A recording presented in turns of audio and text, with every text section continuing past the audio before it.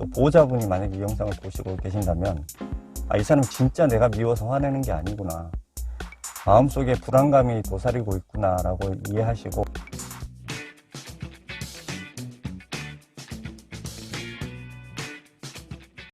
그렇게 이제 며칠을 지내면서 잠을 못 자게 되니까 상당히 몸이 컨디션이 안 좋아지더라고요. 갑자기 막 찌뿌둥하기도 하고 만사가 귀찮아지고 막 그런 상황이 됐었는데, 그러다가 어느 날은 잠이 안 오는데 거기다 플러스로 어깨, 목덜미, 팔 이쪽이 열감이 느껴지기 시작했습니다. 어떤 느낌이었냐면은 그 목욕탕에서 수건에 뜨거운 물을 적셔가지고 꽉 짠 다음에 그것을 팔에다가 이렇게 얹어놓은, 감아놓는 상태 있잖아요. 그러면 상당히 이게 후끈후끈 하겠죠. 양팔이 그런 느낌이 드는 거예요. 어깨까지, 손목부터 어깨까지 쫙 다. 그런데 그 느낌이 얼마나 괴로웠냐면은 이것을 진짜 팔을 막 쥐어뜯고 싶을 정도였어요. 그런데 신기하게 열감이 그렇게 후끈후끈하게 생기는데 체온을 재보면은 지극히 정상이에요. 36.7도. 그 이상하게 그런 느낌이 되니까 이제 초여름이 이제 시작되는데 한 5월, 6월 이렇게 넘어가는데 그 열감 때문에 잠을 더 못 자게 되는 거죠. 막 이틀을 꼬박 샌 적도 있고, 어떤 날은 진짜 팔을 막 쥐어뜯으면서 막 흐느끼기도 해봤고, 잠이 안 오니까 거실에 나가서 앉았다 일어섰다 해보고, 막 소파에 웅크리고 누워가지고 막 잠을 자려고 애써보기도 하고, 책도 읽어보고, 하여튼 별의별 짓을 다 했습니다. 잠을 못 주무시는 분들은 제 말씀에 상당히 공감하실 거예요. 잠이 안 오는 그 불면증이 얼마나 괴로운 건지. 그래서 이제 그 상황을 해결하려고 저는 수면제를 먹지를 않고 바로 정신과를 갔습니다. 동네에 그 정신건강의학과를 가가지고 이제 상담을 했는데, 제 얘기를 딱 듣더니 원장님이 검사를 해보자고 하는 거예요. 그래서 자율신경계 검사하고 뭐 뇌파 검사하고 등등, 그 다음에 뭐 설문 적는 거 이런 거 쭉 했는데 우울증 진단이 나왔어요. 그래서 저는 어필을 했죠. 원장님, 저는 전혀 기분이 우울하지는 않습니다. 그냥 잠이 안 올 뿐이에요. 그리고 약간 팔에 열감이 있는 것 뿐인데 우울증이라뇨, 이렇게 됐죠. 그런데 우울증이 맞다고 하시면서 약을 그때 이제 3종류를 처방을 해 주셨어요. 한 번에. 그렇게 이제 처방받아서 먹고 그날 바로 잠을 자기 시작한 거죠. 그 약의 위력이 상당히 대단하더라고요. 그러다가 이제 한 2달 그렇게 먹다가 거기서 하나를 빼고 또 한 달 정도 먹다가 그 다음 달에 한 달에 한 번꼴로 갔었거든요. 그 다음에는 이제 2알 중에 하나는 반알만 먹고, 그러다가 나머지 한 알도 반알만 먹고, 그러다가 마지막에는 한 알만 먹고, 이런 식으로 서서히 테이퍼링을 해서 줄여가지고 거의 한 1년 가까운 기간을 그렇게 먹었던 것 같습니다. 그렇게 해서 먹고 괜찮아졌죠. 제가 경험했던 그런 증상들은 불면증하고 그 다음에 팔의 열감이 바로 앞서 말씀드린 신체화 증상에 해당되는 거예요. 여기를 더 넘기지 않고 우울감으로 넘어가지 않고, 그 전에 저는 이제 약물 치료를 시작해가지고 빨리 끝낸 건데, 그런데 이제 마음의 병은 신체 증상 병처럼 이렇게 눈으로 관찰이 가능하거나 증상을 이렇게 파악할 수 있는 게 아니고 자기 안에서 일어나는 거기 때문에 안일하게 대처하면은 나중에 이제 호미로 막을 걸 가래로 막는 경우가 발생할 수가 있어요. 1983년부터 이어온 어머니의 손맛 그대로 월성 매운탕이 100년 가기가 되었습니다. 어머니의 손맛에 정성을 더해 바다의 풍미를 전합니다.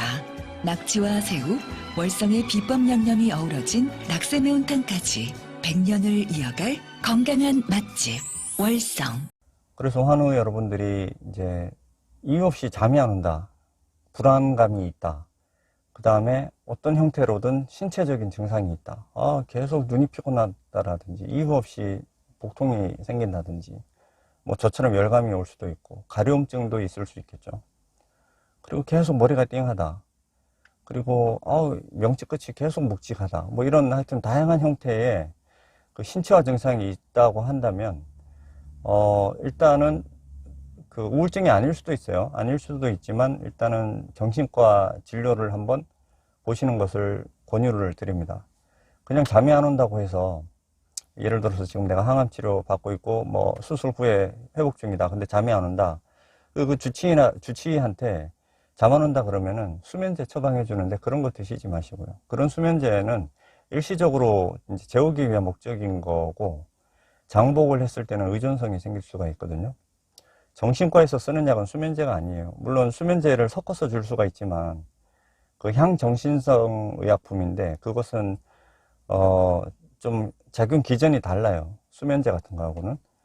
대신 좀 장복해야 되는, 장기간 투여해야 되는 단점이 있지만 훨씬 의존성이나 이런 게 없고, 적절한 용량을 썼을 경우에는 효과가 아주 상당히 좋기 때문에 꼭 정신건강의학과 협진을 내달라고 하셔가지고 상담을 한번 해보시고, 필요하면 검사를 한번 받아보시고. 저 같은 경우에 그 정신과에서 자율신경계 검사를 했더니 교감신경, 부교감신경 수치가 나오는데, 저는 교감신경은 막대 그래프가 짧고 부교감신경은 한 1.5배 더 길었어요. 그게 정상이 아니거든요. 제가 오전에 10시쯤에 검사를 했었는데 그 시간대에는 교감신경이 더 우위에 있어야 됩니다. 비슷한 수준에서 조금 더 길어야 돼요, 수치가. 그런데 저는 완전히 거꾸로 된 거죠. 그 의미는 제가 신체화 증상을 넘어서서 이제 우울감으로 가기 시작한 직전 단계였다는 의미예요. 이제 자율신경계가 헝클어지면, 자율신경계, 부교감신경, 교감신경이 헝클어지면은 이제 신체가 지멋대로가 되는 거예요. 쉽게 말하면 그 자율신경계가 심장 박동을 조절하기도 하고 장 운동 같은 걸 조절하는 신경인데, 그게 헝클어진다는 얘기는 신진대사가 엉망이 된다는 얘기입니다. 그 순간부터. 그래서 저는 그 초입 단계에서 이제 제대로 캐치를 한 거였고, 그래서 그런 검사를 해야 자기를 객관적으로 알 수가 있잖아요. 그렇게 해서 마음을 다잡으셔가지고, 이제 어차피 암치료라는 것은 기본적으로 5년이죠. 완치 판정을 받기 위해서는 5년이지만, 제 생각에는 완치하고도 남은 여생을 다 관리해야 되는 게 암이라고 보기 때문에, 정신건강이라는 것은 아예 그냥 쭉 같이 가야 된다라고 보시면 됩니다. 그래서 처음에 이제 첫 단추를 잘못 끼시거나 너무 늦게 시작하셔가지고, 그 신체화에서 우울감으로 넘어가는 그 단계를 지나서 가시게 되면은 치료도 오래 걸리고 재발률도 높아서 또 마음의 상처가 더 깊어지는 악순환이 반복되니까, 이제 암치료에 힘든 상황이시겠지만 정신 건강도 꼭 챙겨보시는 거를 좀 권유를 드리고, 또 보호자분이 만약에 이 영상을 보시고 계신다면 이런 아까 말씀드린 신체화 전에 불안감이 생기고 하기 전에 또 한 게 나타나는 게 있어요. 그 정신과 정신의학에서 얘기하는 투사라는 거 있거든요. 투사. 그것은 자신의 감정이 불안하고 화가 났을 때, 분노가 있을 때 그것을 상대방에게 전가하는 거예요. 투사. 엄마한테 꾸중 들은 아이가 뛰쳐나가면서 괜히 애꿎은 그 대문 앞에 강아지를 걷어차거나 대문을 걷어차는 그런 행위거든요. 그래서 암 환자분들이 투병을 용감하고 열심히 이제 용기 있게 이어가다가 갑자기 어느 날 막 보호자와 틀어지고 감정이 상하게 되고 화를 내고 이런 분들이 있어요. 그게 투사의 징조예요. 쉽게 말하면 자기의 내적 스트레스를 이제 타인에게 이제 뿜는 거예요. 그 다음 단계가 불안이고 신체화가 이제 넘어가는 그런 상황이니까, 혹시 보호자분들께서 환자분들이 예전에는 안 그랬는데 요즘은 괜히 짜증이 늘고 투정 부리고 화내시고 한다 그러면 그런 단계구나 라고 이해하시고, 오히려 그런 것을 잘 흡수해 주시는 역할을, 이 사람이 진짜 내가 미워서 화내는 게 아니구나, 마음속에 불안감이 도사리고 있구나 라고 이해하시고 아들을 돌보는 어머니의 마음으로 좀 감싸 주시면 좋겠습니다.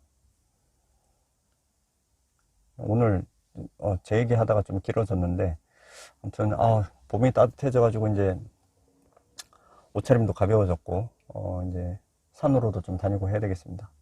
그러면 저는 또 다음 시간에 뵙고, 마무리 소생하는 봄에 여러분들의 건강도 같이 소생이 되기를 기원합니다. 감사합니다.